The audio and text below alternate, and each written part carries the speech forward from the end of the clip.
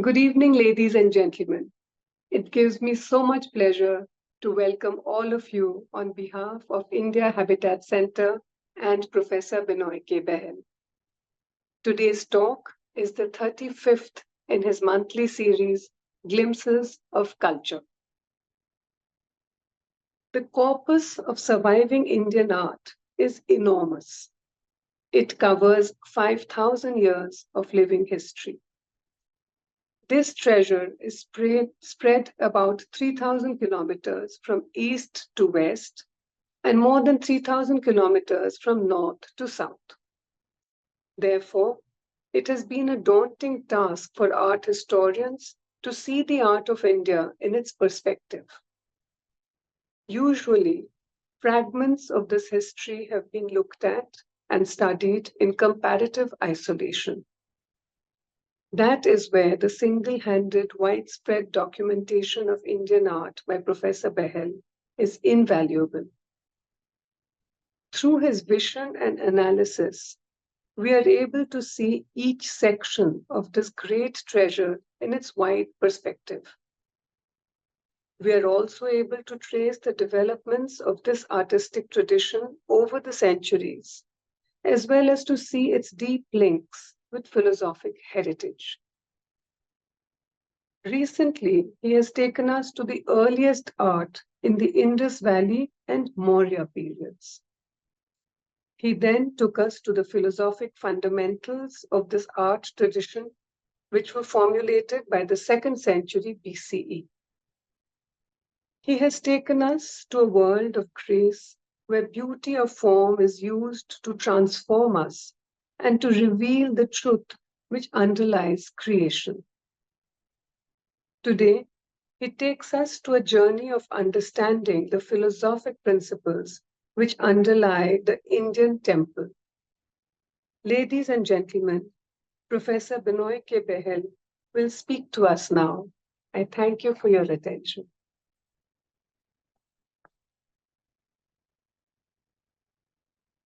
Thank you very much, Sujata Chatterji. Good evening, ladies and gentlemen. Such a pleasure to be with you again. The final truth which is sought in Indian philosophy, the lasting truth which is beyond the passing shadows of the material world, the ephemeral world, is expected to be beyond form, formless, described as nirgun, beyond qualities, arupa, beyond form.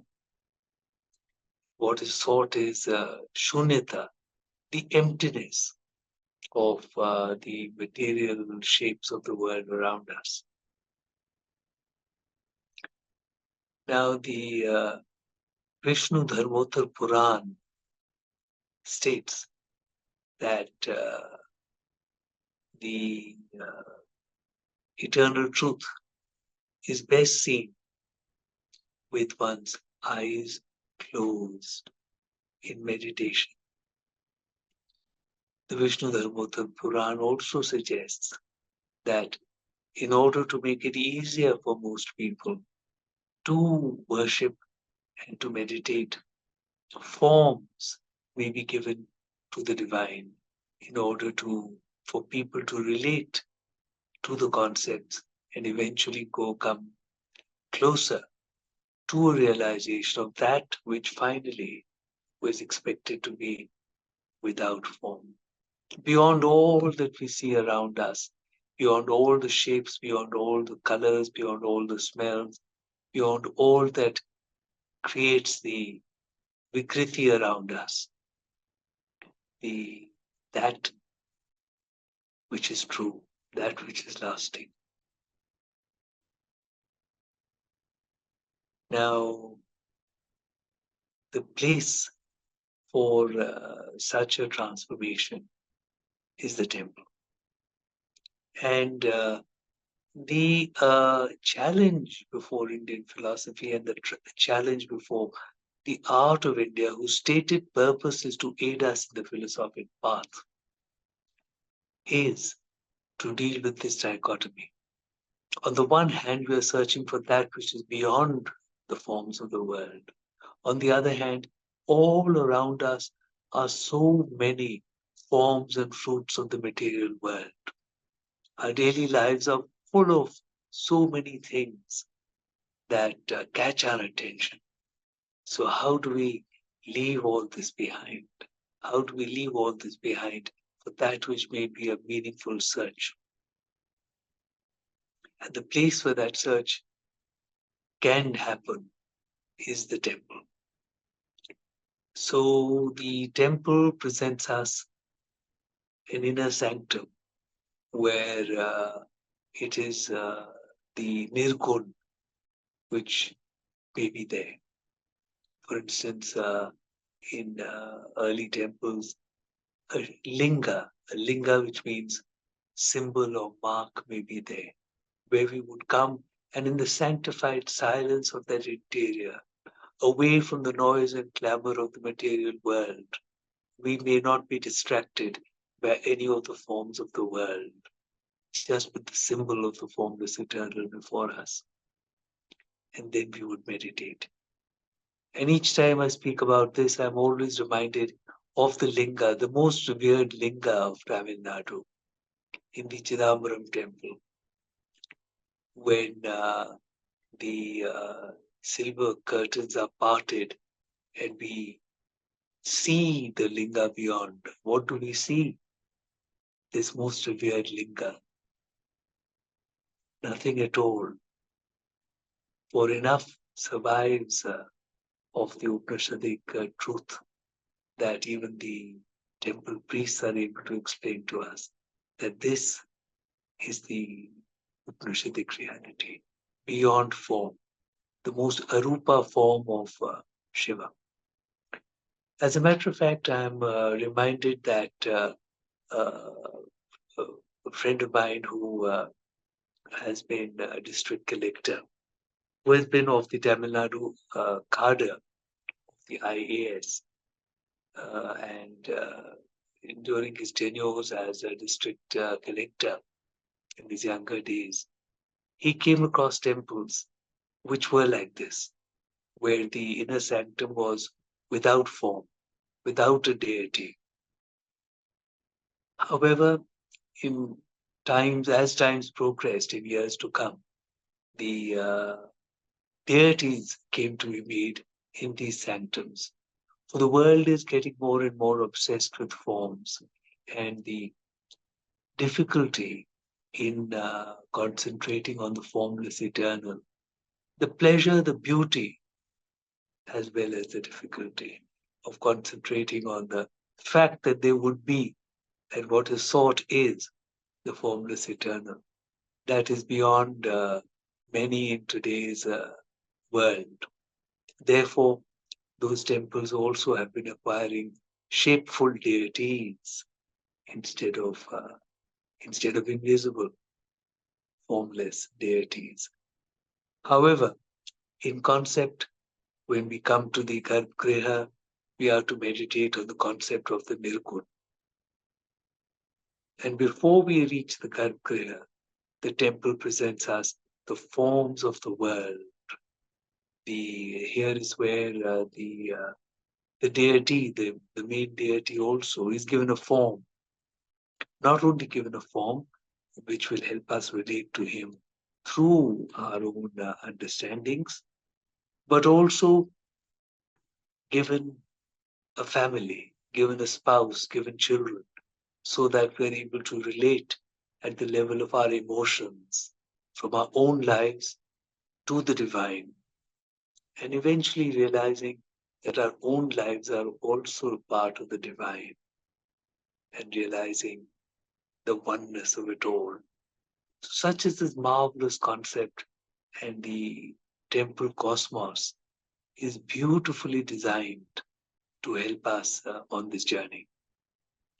So allow me the pleasure, and I must also thank India Habitat Center for this yet one more opportunity of sharing another chapter of the glorious heritage of this country. I must also express my gratitude to Doordarshan, who over so many years have lived up to their role as a public broadcaster, where most television channels are constantly seeking the most entertaining programs to make so that they will get more viewership.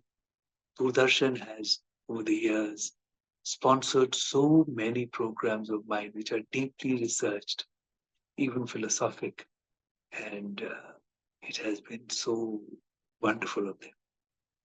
My thanks also to the many across India and across the world who have helped to make this film possible.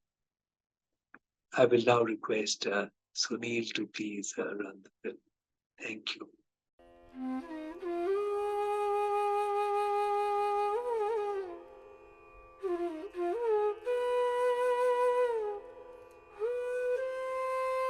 The Indian temple is conceived as a place for the self-transformation of the devotee, a place where the noise and confusion of the material world are left behind, where in the sanctified silence one may gain the knowledge of the oneness of all of creation.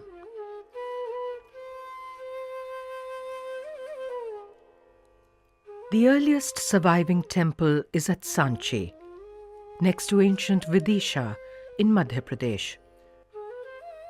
It is of the 5th century. The Vishnu temple at Deoghar, also in central India, is of the early 6th century. The temple and the sculpture upon it represent the cosmos and its eternal harmony. This is the theme which underlies early Indic religious traditions. The temple is conceived as the cosmos in miniature. The Brihat Samhita, written in the early 6th century, describes the center of the sanctum as the place for Brahman, the formless divine which pervades all that there is. Around the shrine are made manifestations of the deity in forms most closely associated with it.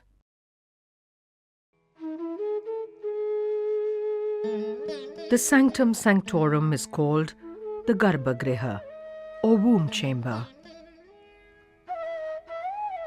The womb contains the seed from which life is created. Therefore, the most sacred is found here. This is where the devotee transforms himself through the act of looking upon the image of the divinity. All that is within, and the moment of realization of the truth is that of transformation. The sight of the divine lifts the spirit to create peace and joy, taking us on the path towards realization. This transfer of grace, by looking upon the deity, is known as darshan and is common to Indic religions. The temple is a place where the cosmos is replicated and explained to the devotee. From the representation of the unmanifest eternal to the multitude of forms of the world. As time progressed, the temple became more grand and complex in its depiction of this theme. The abundance of life and the depiction of innumerable creatures of the world thickly covered the walls of the temple. Well, the idea of the temple The sanctum itself is called the Garbhagriha, the womb room or the womb chamber. And the deity, in a sense, is being manifested, being born in that room, but not ending there. He, she, it, the deity, is starting in that room, yet encompassing the entire cosmos. And as with the very early altar in India, there is a sense of growth from that center that the developed temple building expresses extremely clearly in its walls and in its images. A tower was made over the sanctum of the deity.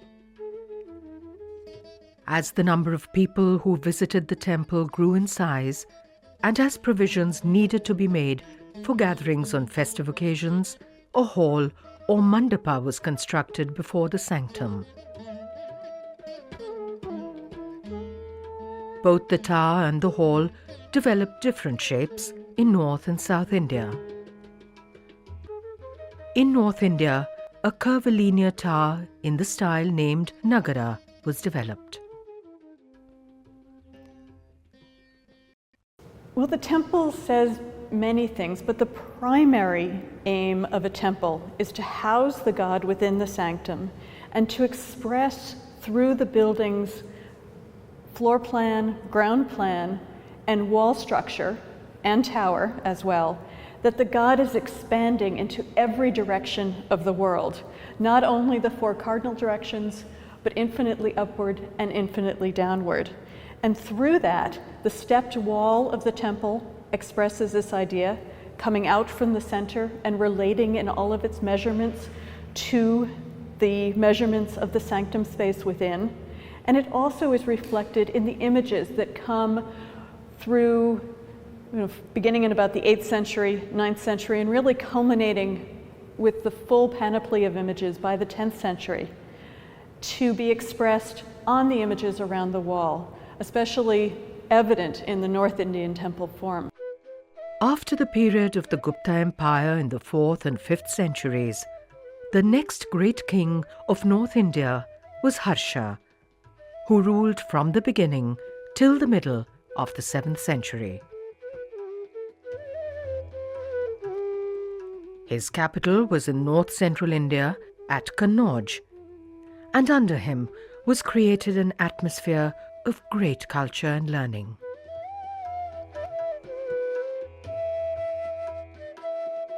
After Harsha's death in the year 647, North and Central India were governed by various Rajput chiefs. Numerous temples were made in this period by the kings. They supported the learned Brahmin community and built shrines. This continued the tradition of patronage coming from ancient times and served to also legitimize their rule.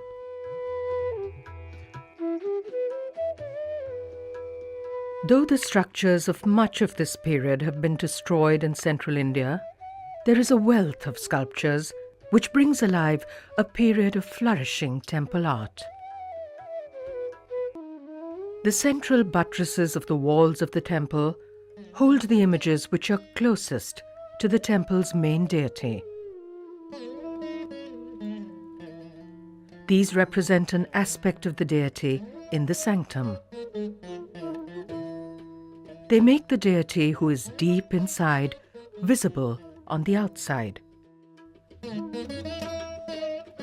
It is through these that the formless eternal is given a personality and made more approachable for the devotee. A mythical family is created, much like a human one, yet always transcending the mundane realities of the everyday world. These images are placed in line with the Garbhagriha or the Sanctum Sanctorum. They serve as windows for the deity to be manifest in the world outside. The image on the back wall of the temple is the one most closely related to the deity in the inner shrine. As most temples face east, the rear wall is normally the one facing west. In Shiva temples, it is his son Ganesha who appears on the south wall. Shiva's wife Parvati, in her many forms, normally appears on the north wall.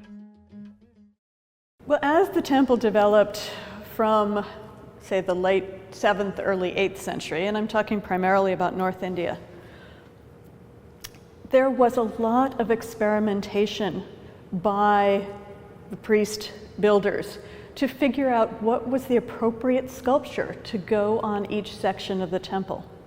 And for example, the temple walls began having sculpture on the outside only by a central niche on each of the cardinal directions. And then it slowly expanded. And you can really see that development of the logic of having a figure that relates to its place within the entire layout of the temple and relates to its place in relation to the sanctum, even though it's on the outer walls. So what you begin to see is that the temple becomes a three-dimensional sculpture through the solid walls, so that the architect is thinking about the whole and making meaning out of the entire building, whether you can see it at the same time or not. And that's very exciting. These images are for personal devotion and are known as Ishtadevatas. They relate to the world as known to the worshipper through images of the family life of the deity. Yet, they take the devotee to another plane of reality, where the separated forms of the world begin to come together in the divine. The worshipper is provided a glimpse of the reality beyond the mundane world.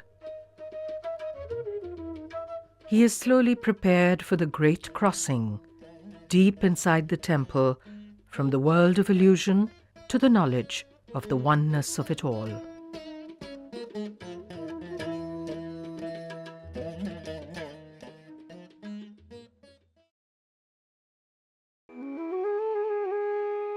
Dikpalas, or the 8 protectors of the directions, are made around the temple. They provide the sense of harmony and order in the temple, keeping away the confusion and chaos of the outside world. These are taken from the stream of Vedic beliefs. The temple walls abound in images of the abundance and fruitfulness of nature. This is the world of forms, the manifestation in numberless parts of the eternal truth of the Garbhagriha.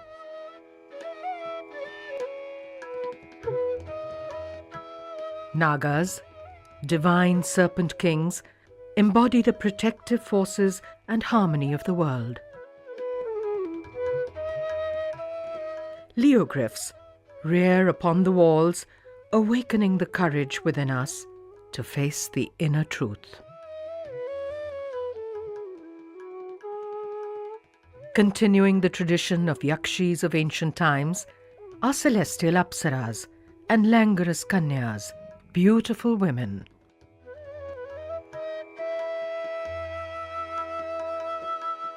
Beauty is a very essential element in these depictions. In Indic philosophy, it is believed that the moment of the aesthetic response is akin to Brahmananda, or the final bliss of salvation itself. Our appreciation of beauty is a glimpse of the grace which underlies the world, the essence of divinity which is in all. This experience transports us away from the confusion of the material world to the peace which is within us.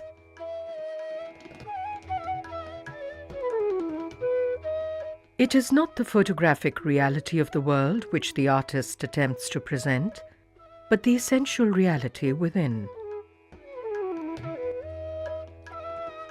The final truth is to be met in the Garbhagriha, and its manifestation, its ornament, is the temple around it. Plants, insects, animals, men and women, creatures which combine these, and divinities are all manifestations of the same reality. That reality which is within the temple and within each of us. The doorway of the shrine is given special importance, for it is here that we leave behind the noise and confusion of the world to enter the peace of the cosmic order. The two great rivers which water North India, Ganga and Yamuna, bless us with their treasure of fertility.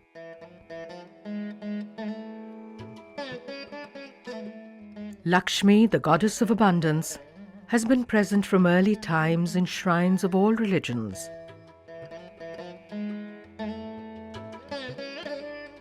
In a Shiva temple, the first deity on the south is Ganesha, the son of Parvati and Shiva. He is also known as the leader of the army of Shiva's Ganas, Ganapati. The placement of these images of divinities in the overall context of the temple is significant. For each of them is a fragment of a divine cosmology. Through these manifestations, the temple unfolds before the devotee the multiplying glory of the eternal.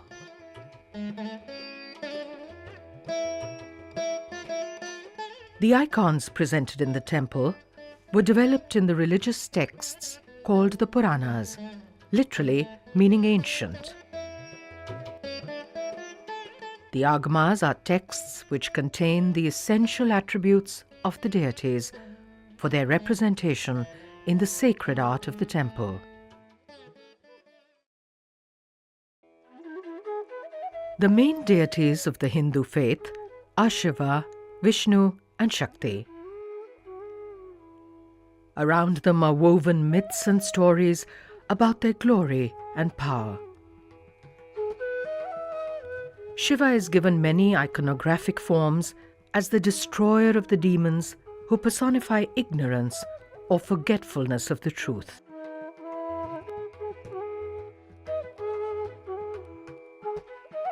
The Nataraja, Shiva in his cosmic dance, is one of his most popular representations.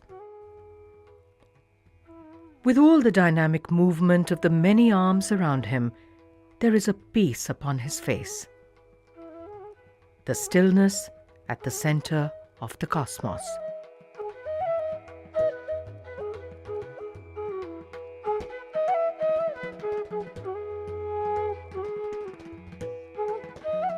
The aniconic representation of Shiva in the form of the linga is among the earliest images of Indian art.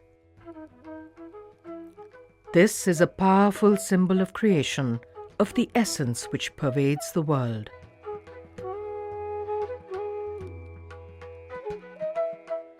From time to time, when the divine harmony of the universe begins to disintegrate, an avatara or incarnation of Vishnu is believed to appear to restore order. Thus, forms of Vishnu in his various avatars or incarnations are among the major iconic representations. 10 of them were standardized in art by the 7th or 8th centuries. As Varaha the boar, he rescues Bhudevi, the earth goddess, from the ocean of ignorance. He represents the great power and regal authority of knowledge. The worship of the female principle, Shakti, or the goddess, has been a continuous stream in Indic religious thought. For those who worship Shiva, the goddess is seen as Parvati or Uma and as Durga. Parvati is the spouse of Shiva. As Durga, she embodies the power which results in the victory always of good over evil, of knowledge over confusion.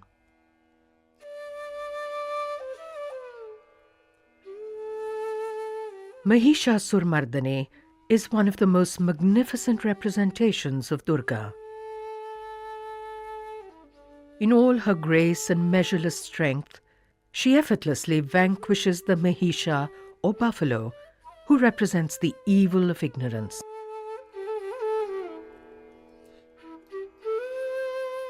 Chamunda is another form of the goddess. Her name is the combination of the names of the demons she attacks and kills, Chanda and Munda. Just as Bhairava is a wrathful form of Shiva, Chamunda is the most horrific aspect of the goddess.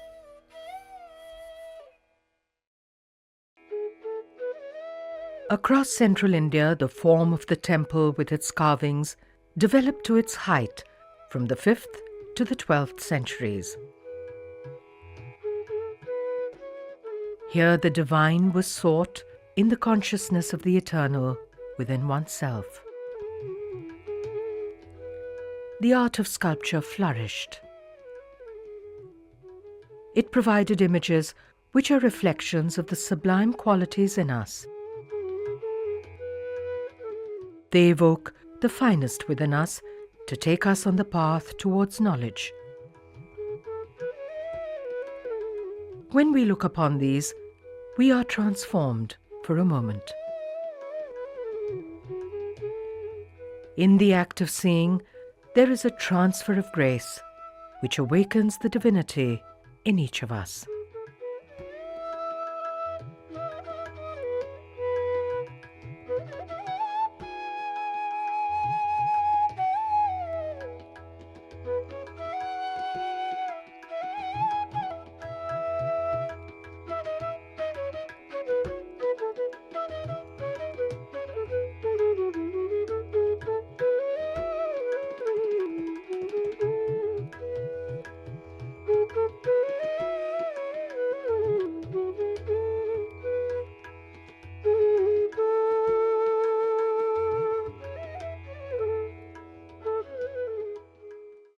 Thank you, Sunil, for an excellent screening.